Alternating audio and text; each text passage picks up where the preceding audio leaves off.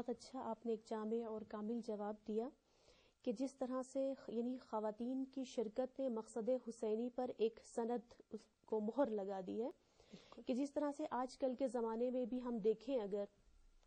تو اہل سنت کا ایک مفسر اس طرح سے اس کے جملے کو میں کوٹ کرنا چاہوں گی یہاں پر کہ وہ ایک آزاد خیال مفسر بغیر کسی تعصب کے وہ اس طرح سے کہتا ہے کہ اگر ہم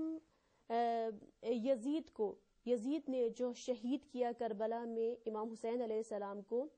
اور ان کے اصحاب کو، اس کے لیے تو ایک توجیہ لے آئیں گے، ایک عذر لے آئیں گے کہ چلے وہ ان کا ایک طرح سے رقیب سیاسی تھا، لیکن ان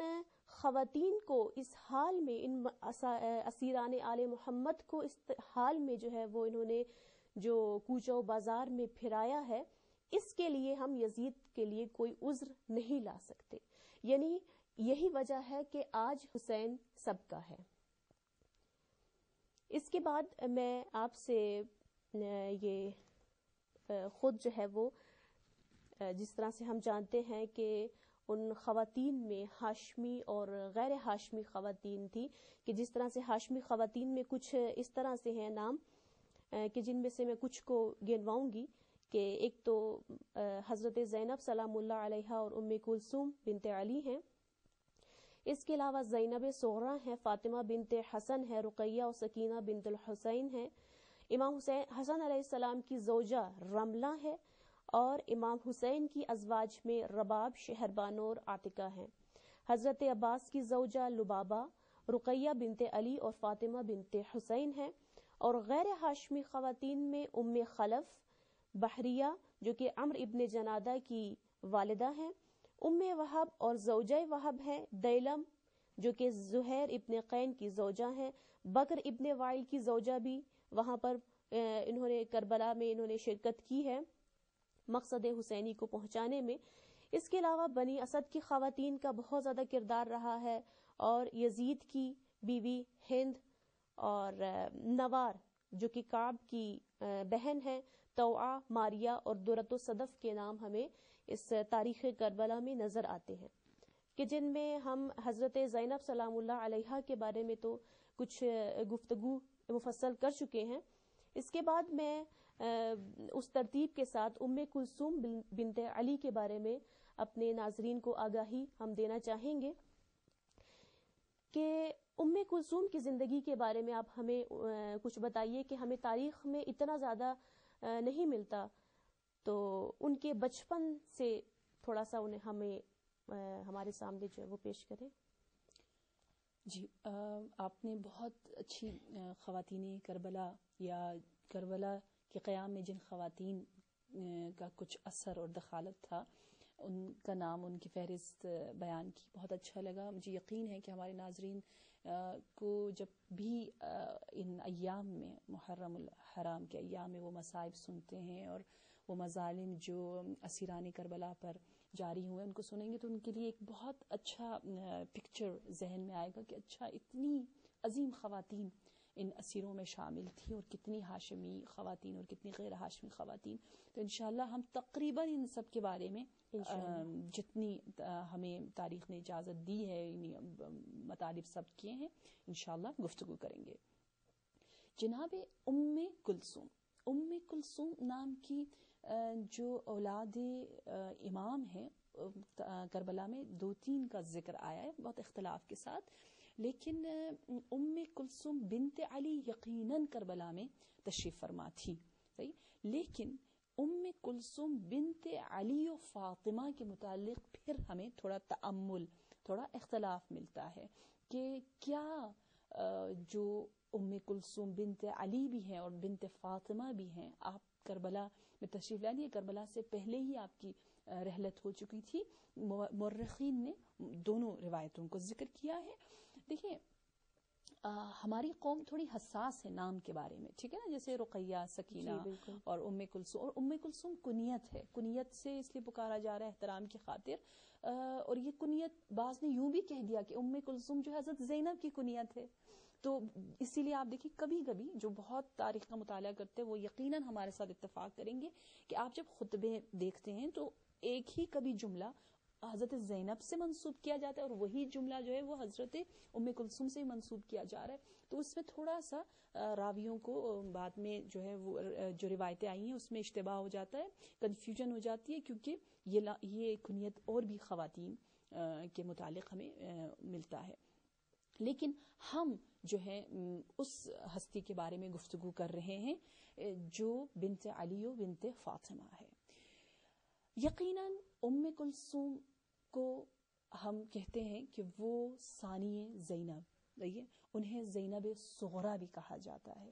انہیں ہم کربلا کے میدان میں کہیں گے واقعاً وہ بازو ہیں, بہترین معاون ہیں حضرت زینب سلام اللہ علیہا کے لیے, اس سیدۃ الاسراء کے لیے, اس سنگین اور اس بہت ہی حساس اور نازک وقت میں جہاں عباس نہیں, حسین نہیں, علی اکبر نہیں, وہاں زینب جب تک وہ تنہا ہے تو وہاں ام کلثوم عباس بن کر جو ہے وہ زینب کی مدد اور معاونت کر رہی ہے, جیسے حسین کی مدد عباس کرتے تھے. تو اسی لیے بعض اہل قلم نے بہت اچھی تعبیر کی حضرت عباس کے بارے میں, کہا یہ باب الحسین ہے, جیسے نبی کے لیے علی باب العلم ہے, اسی طرح حسین کے لیے عباس باب الحسین ہے. اور میں یہاں کہوں گی کہ ام کلثوم زینب کے لیے گویا بازو اور ان کی بہترین مددگار ہے. ام کلثوم کی اگر آپ ہسٹری کو پڑھیں, تاریخ کو پڑھیں, تو ہم سب جانتے ہیں کہ اس ارض الہی پر صرف ایک ہی خاندان ہمیں ایسا ملتا ہے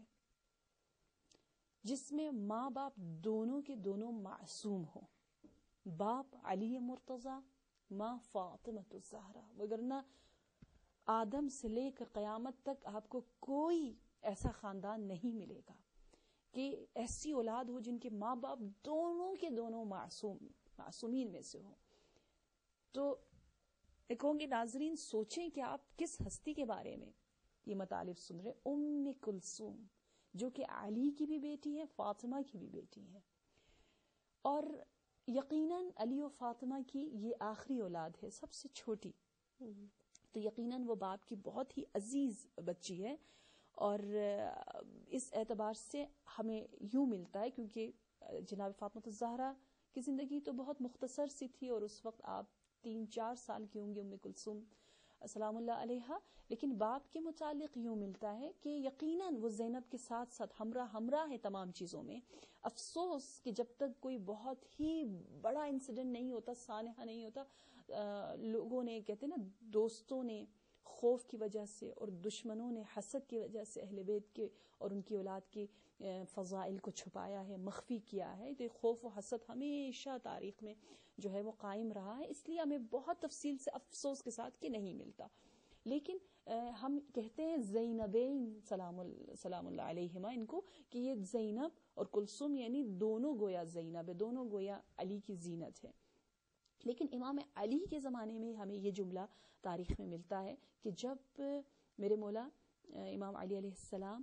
ضربت کے بعد, ٹھیک ہے, جب آپ پر ابن ملجم نے ضربت لگائی اور آپ مسموم ہوئے اور آپ زخمی ہوئے, تو جب آپ گھر تشریف لا رہے تھے, آپ شہر کوفہ میں ہیں